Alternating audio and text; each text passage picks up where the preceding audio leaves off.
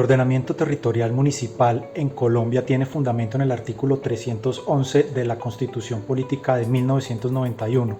el cual establece para los municipios el deber de ordenar el desarrollo de sus territorios. Mediante la expedición de la Ley 388 de 1997,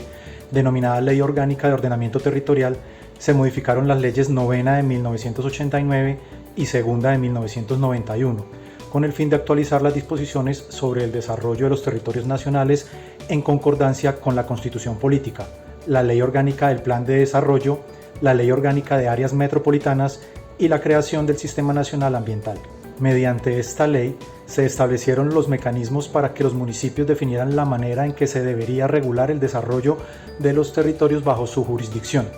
promoviendo el uso equitativo y racional del suelo, la prevención de desastres en zonas de amenaza y la preservación del medio ambiente y del legado cultural mediante la planeación y ejecución de acciones urbanísticas eficientes.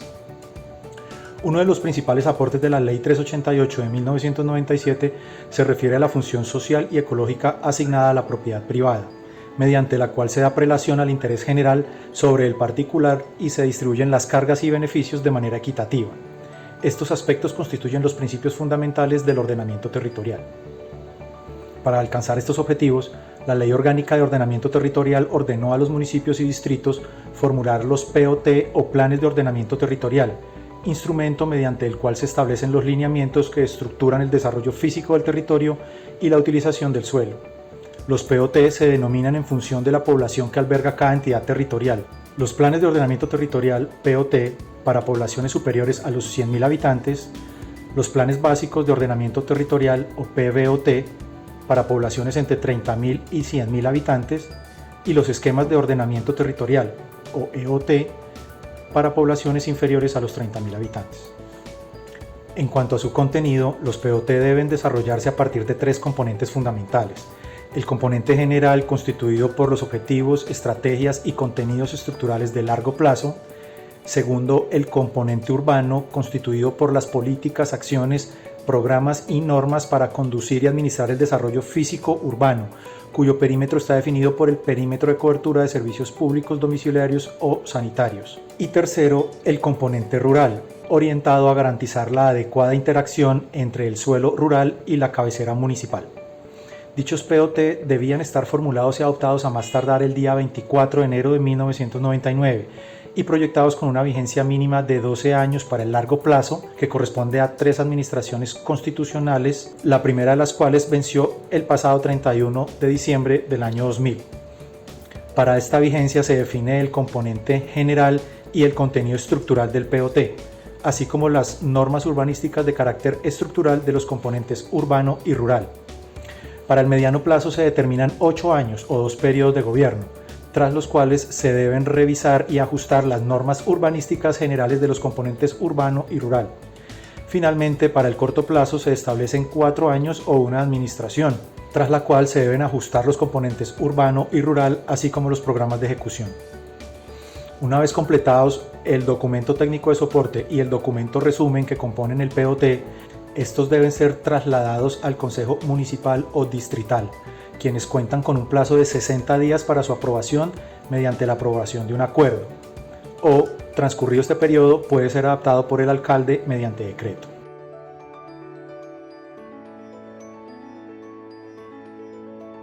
Debido a las deficiencias técnicas, económicas y políticas presentadas con la formulación de la primera generación de los POT,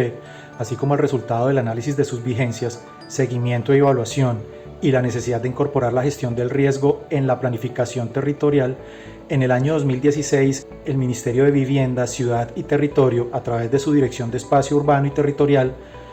y el Departamento Nacional de Planeación publicaron los lineamientos para la formulación del proyecto de revisión y ajuste de planes de ordenamiento territorial. Este documento, surgido de la necesidad de apoyar a las entidades territoriales en la revisión y ajuste de sus planes de ordenamiento, fue creado con el fin de orientar la estructuración de los proyectos de revisión general de los planes de ordenamiento territorial, el cual incluye el desarrollo técnico para la revisión de los planes de ordenamiento en sus diferentes categorías, ya sea POT, POBT o EOT. En dicho documento se consideran las particularidades propias del contexto territorial, social, ambiental y cultural de cada municipio o distrito, lo que determina tanto sus necesidades específicas, así como sus oportunidades y potencialidades en relación con su dinámica urbano-regional y los retos globales de desarrollo y sostenibilidad. Esto, además de implicar la armonización del POT con el plan de desarrollo, involucra la revisión general del POT por parte de los municipios y distritos, lo cual constituye una oportunidad para determinar la gobernabilidad y el desarrollo de los territorios. Permite fortalecer la planificación realizada para el largo plazo e incorporar los aprendizajes aprendidos. La Ley 388 de 1997 establece que las administraciones municipales y distritales deben iniciar la revisión, ajuste o formulación del nuevo POT dentro de los 6 meses anteriores al vencimiento de la vigencia del mismo. Tal revisión puede hacerse de 3 maneras, ya sea por el vencimiento de la vigencia, por modificaciones excepcionales de las normas urbanísticas o por razones excepcionales de interés público, fuerza mayor o caso fortuito. Para cualquiera de estos 3 tipos de revisión debe considerarse la participación ciudadana, así como la concertación, consulta, aprobación y adopción del POT. En el decreto 1077 de 2015 se amplía la documentación que compone un POT, la cual debe contener como mínimo un documento de seguimiento y evaluación, un documento técnico de soporte de la revisión del POT, que incluye el diagnóstico territorial, la formulación de los componentes general, urbano y rural, la cartografía relacionada, los instrumentos de gestión y financiación y el programa de ejecución. También debe incluir el proyecto de acuerdo, una memoria justificativa y el documento resumen, el cual es un documento con una estructura y lenguaje sencillo, apropiado para la divulgación y socialización con los diferentes actores del municipio o distrito.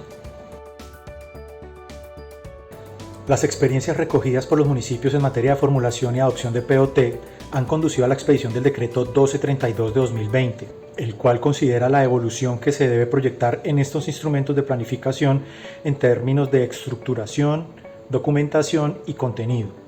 En este sentido, el citado decreto reconfigura la organización de los aspectos legales que definen el ordenamiento territorial, procurando un desarrollo ordenado, secuencial, integrado y congruente con la Ley Orgánica de Ordenamiento Territorial.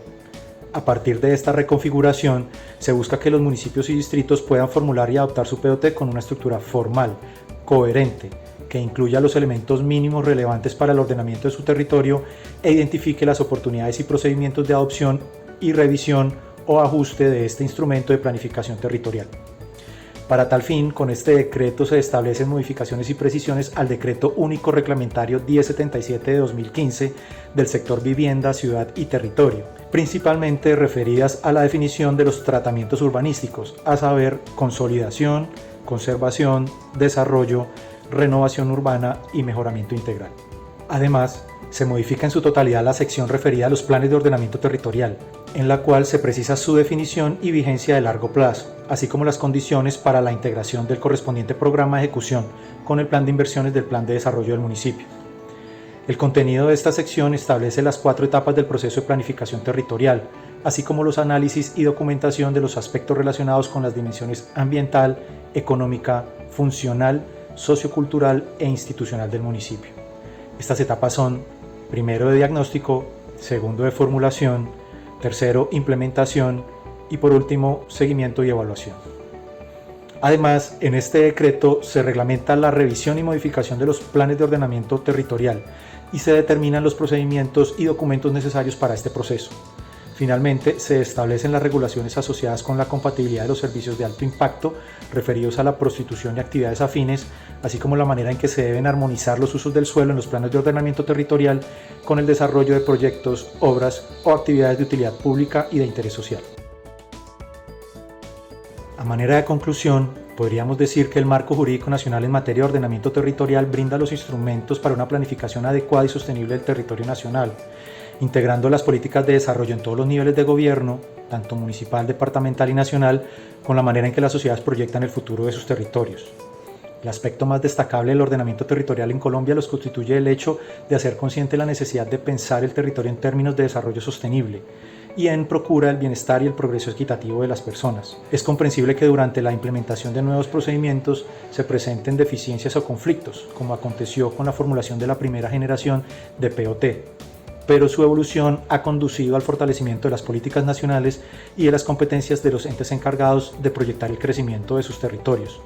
superando la utopía de la ciudad ideal mediante la concreción de acciones que posibiliten su modernización y crecimiento sostenible.